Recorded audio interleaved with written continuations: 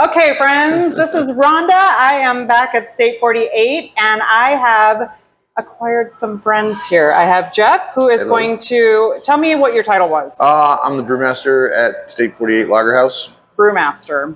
And then we have Tim in the back, who is the general manager. He's not wearing a microphone. We'll talk to him in a little bit. So I am just going to try a couple beers that they have right now that are kind of, what's the word you said, mainstays? This is the mainstays. Mainstays of the Lager House. So these are like their staple beers. And as you all know, I love beer. So we're going to try a few. So I'm going to have you tell me about the first one. Absolutely. Today we're going to try the Javelina Hefeweizen. It's a South German style Hefeweizen. It's about 5.5. Like Javelina, like the critter. Yeah. Native to Arizona, yes. I guess. Yeah. Yeah. So just a light, refreshing German style beer. Half wheat, half two-row malt. Just really effervescent, good summer beer. But Arizona, they drink it all the time. So. Yeah. And everybody knows that I like beer, so I'm going to try it right now. Is it this one? It's this guy right here. Oh, this one. Yep. Oh, okay. Oh, that makes sense. So it's a Hefeweizen. So obviously a Hefeweizen, they tend to be more cloudy. Why is that? Do you know why that is? The wheat malt and the yeast that we use, but primarily the wheat is going to cause what's called a colloidal haze, and then you're going to the yeast itself is also going to contribute to that as well. Okay. So it's an unfiltered beer. You could filter them, but it's a whole nother ball game for that style. Yeah, but that's kind of the look of a Hefeweizen, right? Don't you think that's kind of like the general, like, you know, it's a Hefeweizen when you get this? Yep, and typically with that beer, you're going to get a lot of banana, a lot of clove, a lot of nice ester and phenolic characteristics. Well, super refreshing. Let me give it a whirl. Oh, that's really smooth.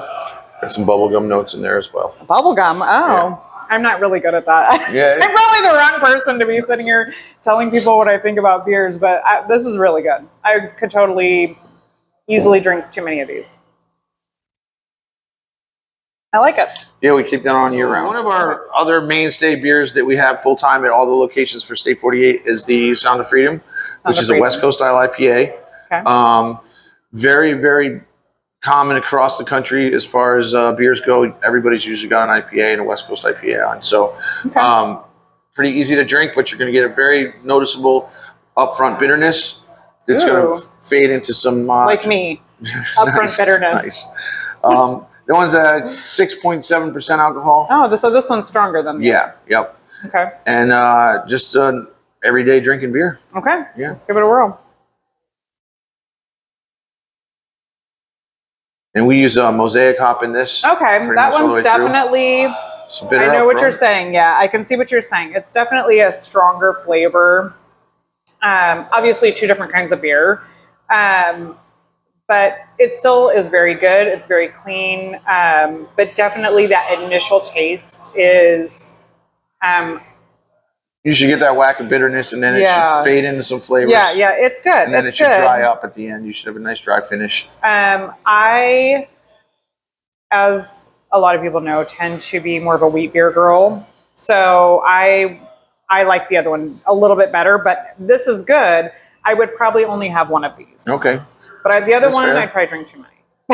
That's good. So which one is your favorite of everything? Well, are you a beer, like as a brewer? I usually say, if somebody asks me what my favorite beer is, I usually say the one that's in my hand. But that's kind of my, listen, that's kind of my line. Like, what do you drink?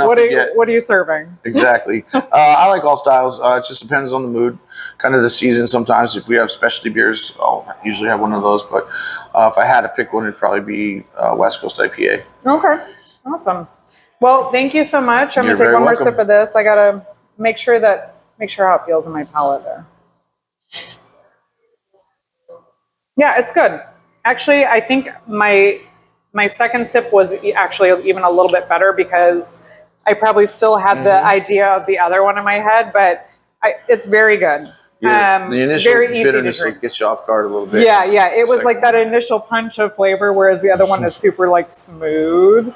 So both really, really good. And Jeff, thank you so much. I appreciate your time. And enjoy. Yeah. Let us know what else you need. We got plenty.